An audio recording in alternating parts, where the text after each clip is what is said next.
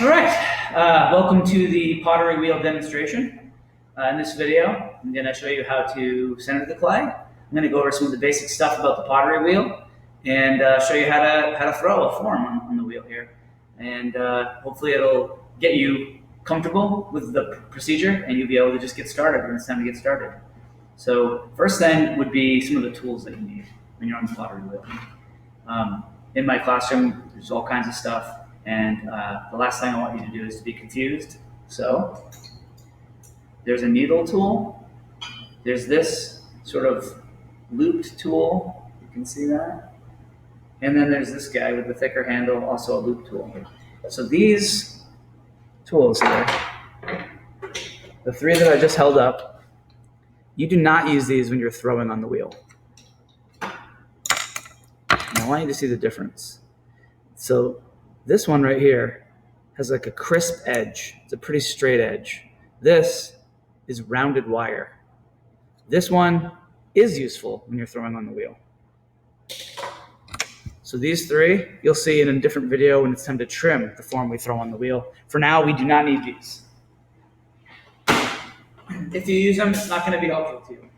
So the tools we actually need, we need a big bowl of water. And if you use a small bowl, I find it to be just not as efficient. So big bowl. These are called pottery lifters. Sometimes they stick together. Make sure you just get two, and we'll be using these later on. You definitely need a big sponge, a small sponge. Both of these are quite handy. A wooden rib tool, that's what this is called. The reason why it has a hole in it that you can kind of see there, you can see it. There we go. That's just so that you can hold it. Because once you're throwing on the wheel, your hands are going to get slippery with the clay. You need to be able to get a grip on this tool. So that's what that hole is there for. There's a chamois cloth here, which isn't necessary. You don't need it, but I'll show you a few things you can do with it. And then that trimming tool that I was mentioning, we'll be using this a little bit later as well. So then we've got our wheel. And here's how you get started with the wheel. I'm going to grab this for a second so I can show you a few things. So if you notice, here's the control panel on the side.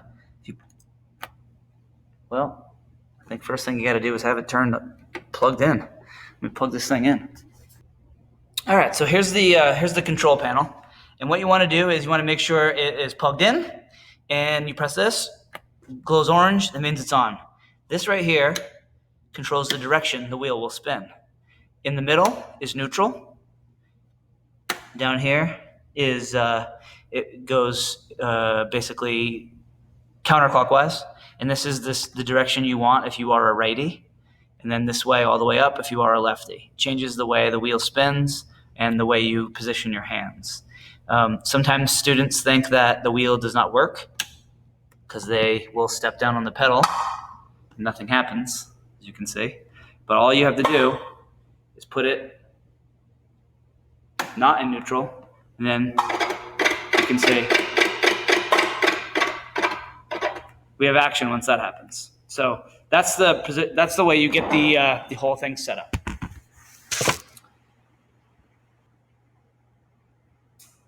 All right, so now that we have the wheel on, we have it set up in the right direction to spin properly and all of that. Another note about the pedal, you can kind of see, I'll push it out a little bit. There. The pedal can do cruise control. So I just leave, you can see the wheel is spinning here, right? The wheel, it will just continue at a consistent speed if you use that cruise control feature, which I think is pretty nice. When you are throwing on the wheel, you want the speed to be pretty consistent. You don't need it to be going fast, slow, fast, slow. That can throw things off center. And the whole thing about the wheel is we want it to be on center. So now that we're ready to go, it's time to get started here. And another thing that's important to note, this trough that's on this thing gives people a lot of trouble in terms of taking it on, taking it off. So I'm going to take it off really quick and just show you this. The way it fits together is this has some extra plastic that just fits over it like that. That's how it fits together. So the first thing you want to do is the piece without the extra plastic goes on first, away from you. And then pull the whole thing towards where you're sitting. Then this piece should slide on very easily.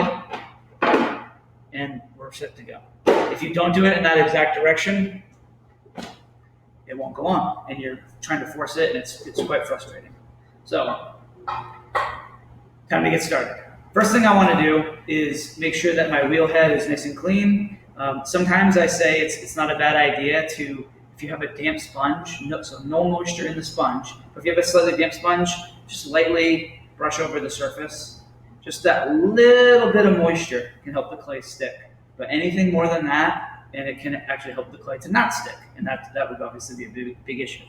So I've got my clay, and the first thing I want to do with this clay is I want to pound it into sort of a cone shape. So you can see the shape that I have there. It's not a round ball, slightly tapered as it comes up into a cone shape. Grab it like that, and we're going to pop it down sort of right in the middle, like that. Now, if you are very light with that, the clay can come off, and when the clay comes off after you've gotten started, that's it. You can't. It's very hard to get it back onto the wheel. We need that clay stuck. So you don't want to be slamming it down. You don't want to be doing anything crazy aggressive. Just a nice controlled pop down into the center. And if you know that if your aim was a little bit off and it kind of went off a little bit, you can kind of adjust and just tap it back in. And the clay I'm using right now is pretty soft, so it kind of just, my fingers went in a little bit there. So I'll just pat it a little bit to make this a little bit more symmetrical before I get started. Now the next key is we definitely want water on our hands, a little bit on the clay. We need the clay to be flowing smoothly through our hands the entire time we do this. So I'm going to get it going, and what I want is like kind of a medium speed. Definitely not too fast. So on the pedal, you can kind of see you can floor it where it's going as fast as possible. You can also go very slowly, which would be too slow. You would tend to overpower it a little bit. So you kind of want it to be a nice medium speed, like that. In the process of centering, first thing is you want your body to be in the right position. So on the wheel itself here, again, I'm a righty. So my left knee is going to come up and be kind of splitting the wheel right here with my left knee. So it's quite far forward. And then what I do is with my right leg, I kind of make an L. So that's the body position. I'm making an L. And so my stool is slid more to the left as I do this. My right hand has the water on it. First thing you want to do is just, and your left hand is going to be kind of at like 11 o'clock, providing just a little bit of counter pressure. And I'm going to just press down a little bit with my right hand. My left hand stays steady just there. And this is helping to compact the clay down to get it actually really stuck to this wheel head. And it helps to just compact the clay as well as you're working. If the clay is it's on there, but it's not as densely packed, in the process of throwing, once it dries, you can get an S crack in the bottom of your piece. That's kind of a common flaw for beginners. So you want to just make sure you're kind of pressing the clay down a little bit. As you can see, I'm just making it a little bit lower and denser packed. So now another key step here is I'm going to take my elbow, put it on the inside of my leg, and use that body pressure to just provide a steady pressure forward. And I always tell all my students, you're basically pushing towards the wall, because there's usually a wall right there. And so you want to push directly straight ahead to the wall. If you're not in the right position and you're like this, you can see I'm pushing this way. That would not be the right direction. It's harder to control that. So slide the stool to the left, make sure your left knee is up here. You're forming the L with your legs, knee comes in, and I like to keep my left hand here again for counter pressure, but for the purposes of this demo, I'll move it so you can see. I've got my elbow locked in, and now my hand, I want it to be like a bulldozer pushing this way, basically.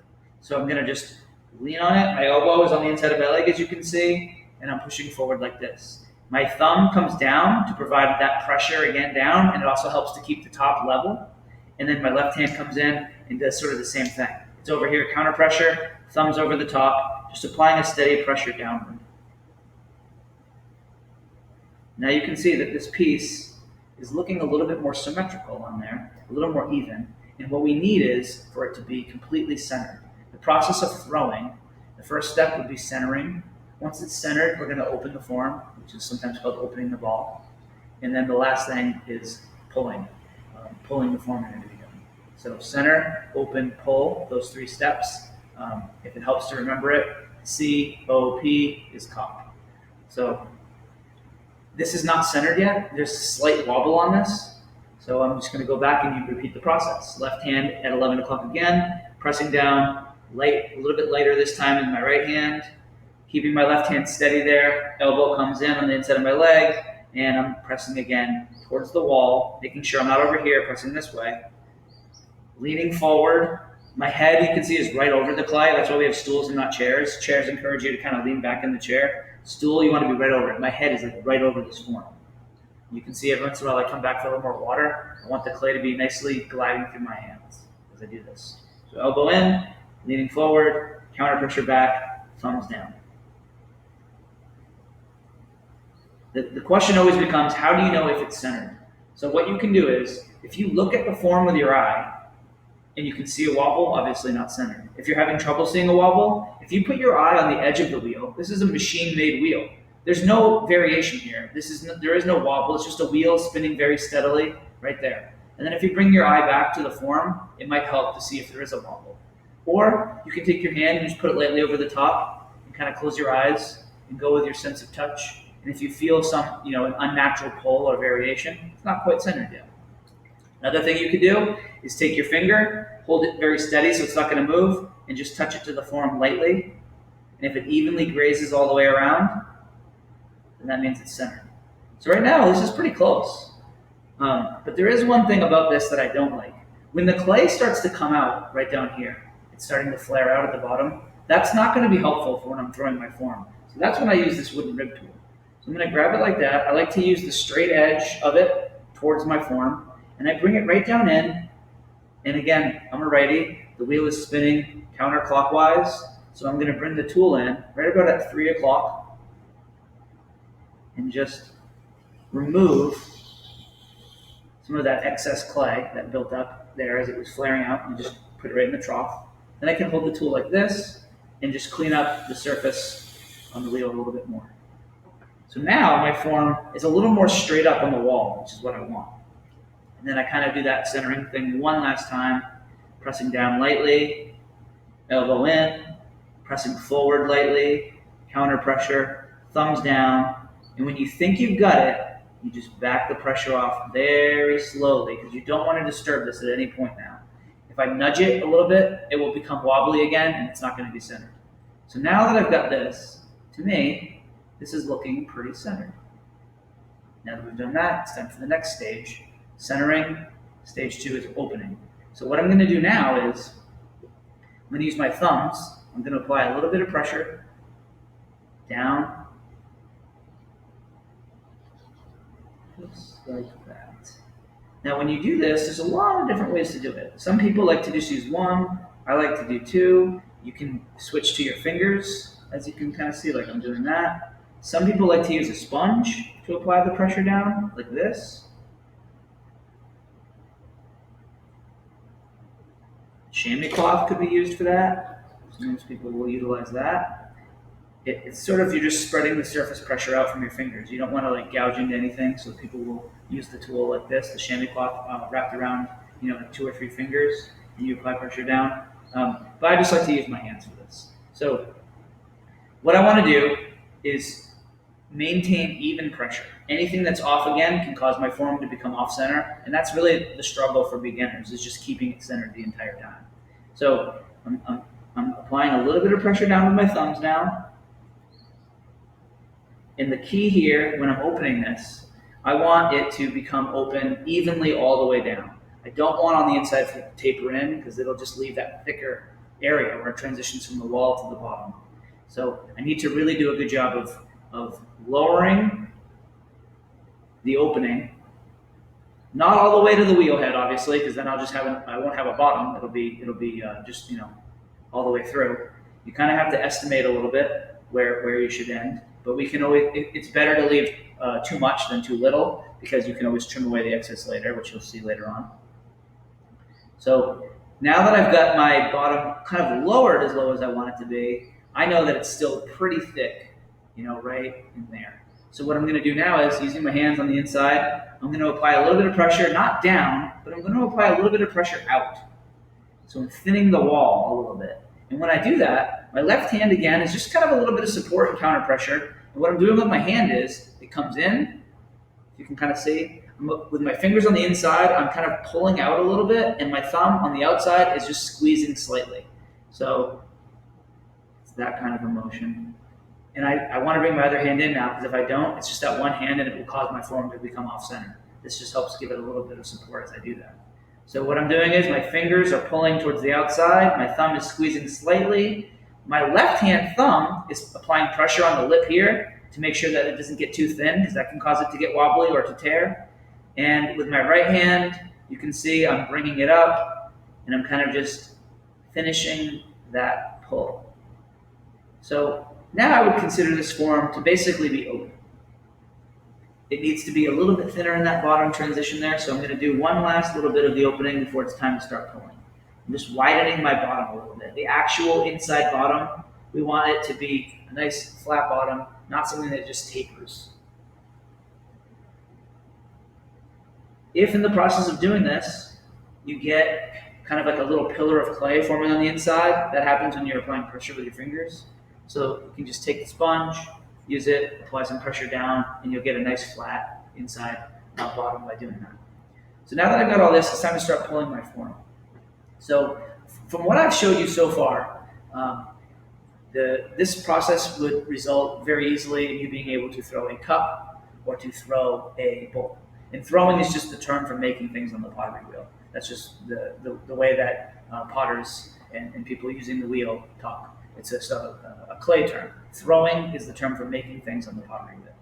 So if you were going to be making a plate or more complex forms, sometimes you want to center it a little bit differently, or sometimes you want to open it a little bit differently. But this is the basic instructions for a bowl or a cup. So let's go, I'm going to go for a bowl, right? And the difference between a bowl and a cup is when I'm pulling, which is my next thing, I'm going to be taking the excess clay that's still on the walls, it's still kind of thick, and I'm going to be carefully pulling it up to make my form taller. If I'm doing a cup, I want to really keep my left hand here to keep the clay from wanting to come out, because obviously the force of it spinning, the clay is going to want to go out. So I use my left hand there to kind of corral it, and I'm going to be carefully bringing the clay up and using both hands to keep that lip corralled without it becoming a flared out thing. For a bowl, a little different. As I'm pulling, I can actually like bend my hand out a little bit, and I'll angle my left hand like this to have the natural contour of what I want for the bowl. I like making bowls, so that's what I'm going to do. So left hand here for support, grabbing that inside bottom that's kind of thick, slowly pulling up and out. Left hand, thumb, applying pressure on the lip as I do it, and you can kind of see the form is getting a little bit taller. What I want to do at this point is just slow the wheel down slightly. Tap the wheel. I tap the pedal just a little bit. I'm using the cruise control feature. So back to here. Make sure I have plenty of water. I don't want anything to get sticky. Support with the left hand. Down to the bottom area there with my right. I'm grabbing that thickness with my fingers and thumb. And I'm just pulling it up and out. The different clays you use on the wheel will also do different things. So the clay I'm using right now, B-Mix, is pretty soft. Any little mistake is kind of magnified with that. But the advantage is that it will take shape fairly easily without a lot of working it, a lot of exertion. If you use a stoneware clay, it requires a little more work, but it's more forgiving with little mistakes you might make.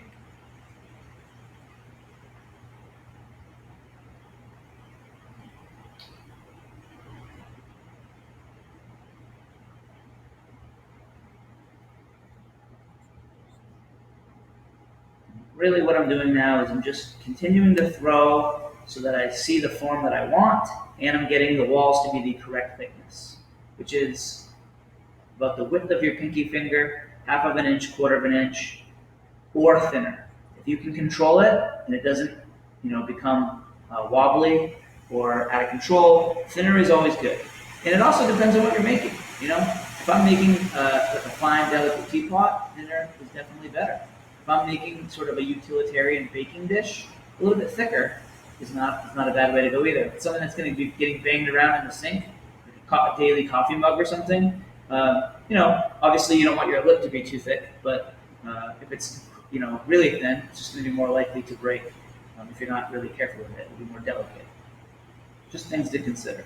So now that my form is getting a little closer, you'll notice every time I finish a pull, so centering, opening, pulling is what I've been doing. Every time you finish a pull, I always like to apply a little bit of pressure back on the lip. It just keeps that compact, because if you don't do that, it can get off center a little bit, and when that happens, one part of your lip is going to be thicker and taller than the other parts, and it just looks kind of weird. If you have water that is pooling on the inside of your form, which is pretty common, I have just a little puddle in there, you definitely don't want that to stay there. So use the sponge to soak up any of that excess. And because I'm getting closer to the end here, I'm just trying to clean my hands off a little bit so I don't have as much clay on there. I need to do a little more precise work here. I'm going to do a little bit more of a pull.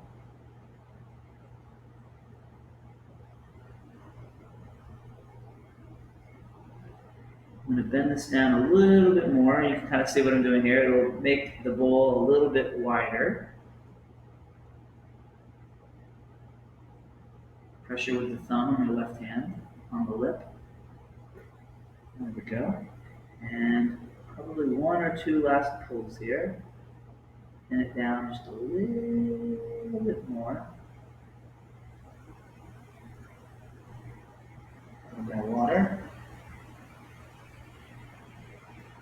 Feel a little bit of excess clay there, so I'm going to pull it a little thinner, a little pressure here. Good. So now, I'm feeling pretty good about what I've got here. I'm going to put some finishing touches on this because now it's time to start thinking about taking this off. We've just created a really nice surface here, which is just what naturally happens when you're using the pottery wheel. The last thing I want is stray finger marks and little dents and other imperfections. So you can see what I'm doing with the sponge. It kind of comes in and I gently pull it out, which creates a nice, uniform surface. Oops. I like to do the same thing on the outside. The chamois cloth can be good here if you're trying to just do some small areas or you just wanted to give some attention to the lip. You can do something like that. Make sure you have a good grip on it.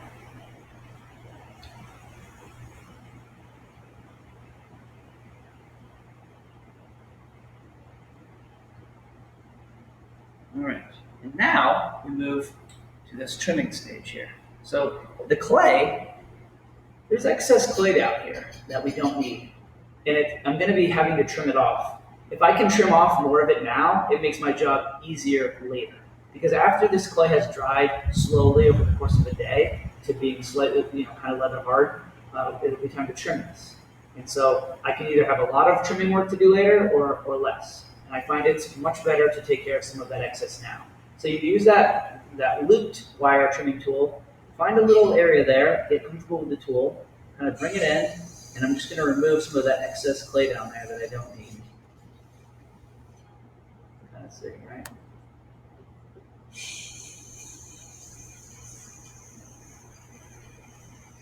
In the course of doing that, sometimes it disturbs that nice surface that we've been creating. So, what I always like to do, after I finish, use the sponge, bring it in, and that'll just smooth everything out at the end. And then now, it's time to take this thing off.